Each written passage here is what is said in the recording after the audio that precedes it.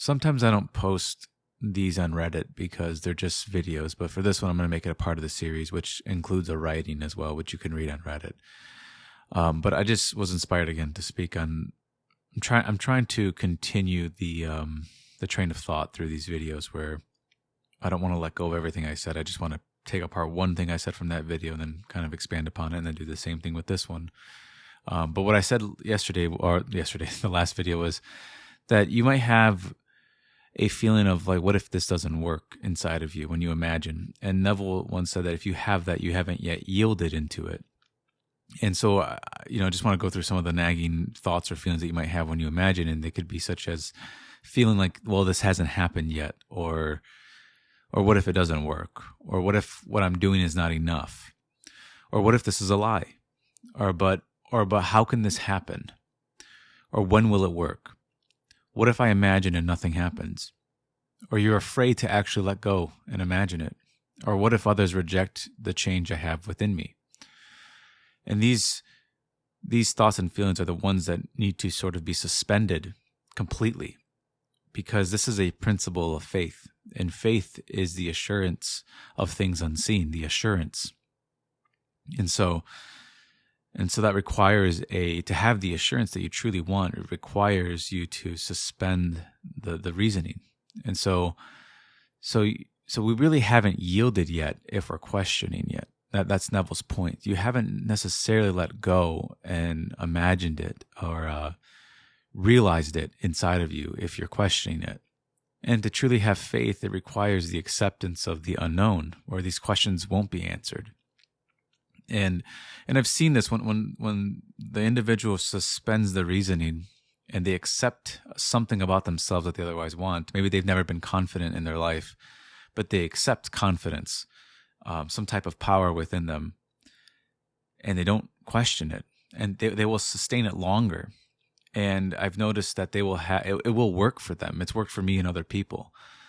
And it works because when you stop questioning your change and you stop doubting it, that's when you actually do change. And when you actually change, that's when you begin to live a different life inside of you. Because when you're questioning, you're sort of holding a reserve inside of you. You haven't yet let go of it all and accepted that you've changed or accept something new.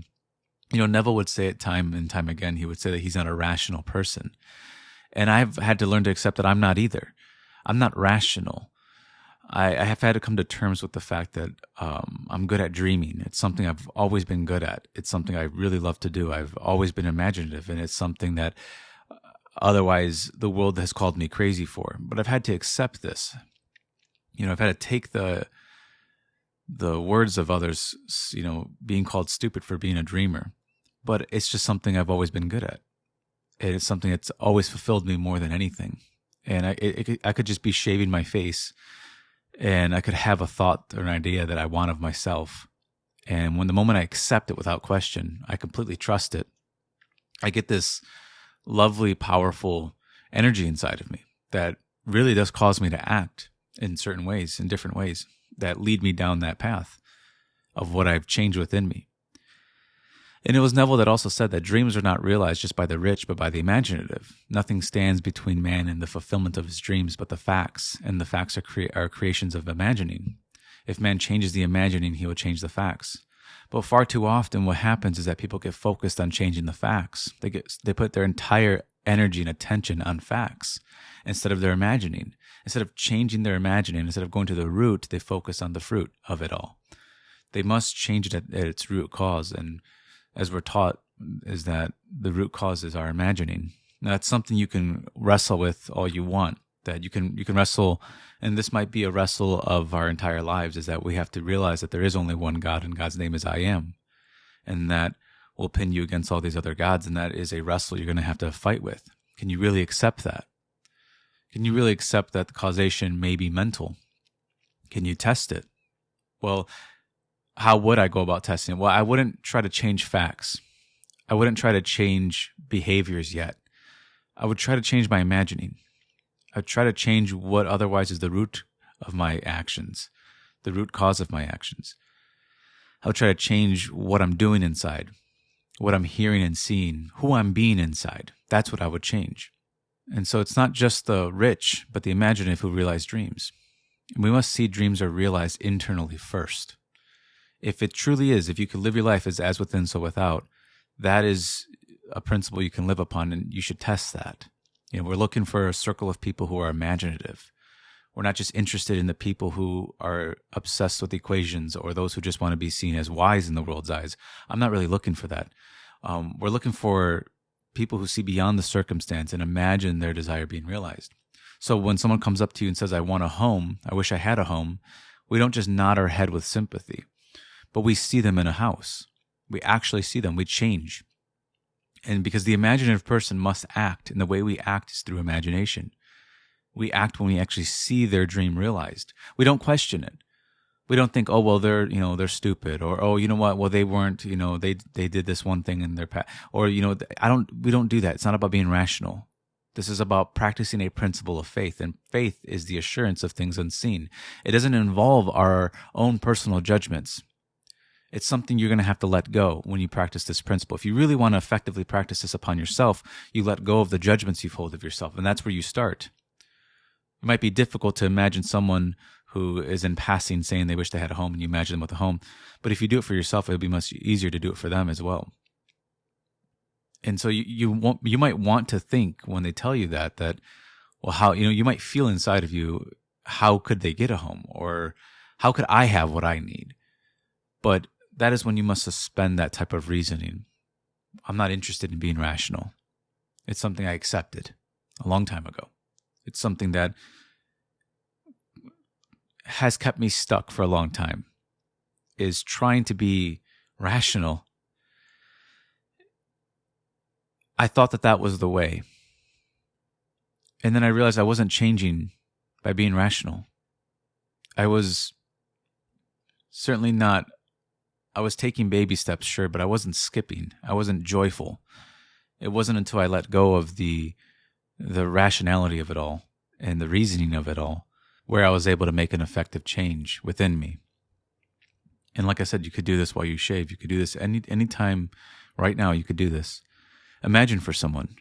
Don't worry if it's going to happen. Or try not to put your judgment on that person and just see them exactly how they want to be seen. That's what I'm interested in. I'm not interested in how intelligent you are, but how imaginative you are. Being intelligent is good, but I find that being imaginative, it releases something within me. It allows me total freedom that I can't get anywhere else. And it happens all within the individual. And so accepting that you might be a dreamer, accepting that you enjoy to imagine, you enjoy seeing beyond people's circumstances, it's a wonderful thing to accept this. But it comes with, the cost of the gods you've worshipped. But you gain so much by letting go of all of this stuff. You gain so much by having to let go of the hand of rationality. The rational mind's always going to question it. It's always going to question. You're always going to question it. But when you suspend it and realize that you're practicing a principle, it's much easier to just live upon that principle.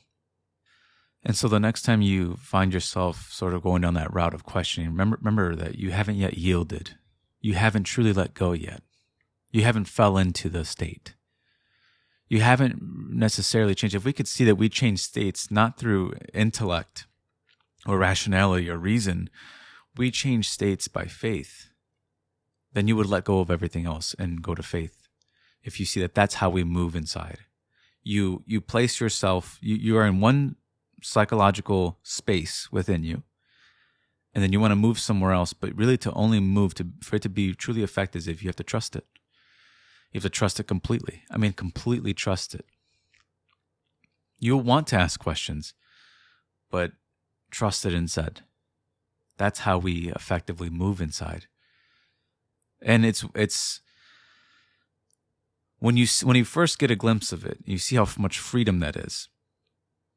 It'll be much easier it might lessen, the freedom might lessen, but you'll find your internal actions will be much more smooth. You will find yourself imagining with less doubts, with less questions, and you'll live a more fulfilling life that way. You'll create new experiences within you, and these experiences start to express, but be more focused on creating the experiences within you. Because remember what Neville said, that if man changes his imagining, he changes the facts. So I have to change the imagining. I shouldn't really be focused on the facts. I should be focused on what I'm doing inside of myself and where I am inside myself and what am I putting my faith into inside myself. What am I believing about myself? I might be shaving my face externally, yes, but what am I doing internally?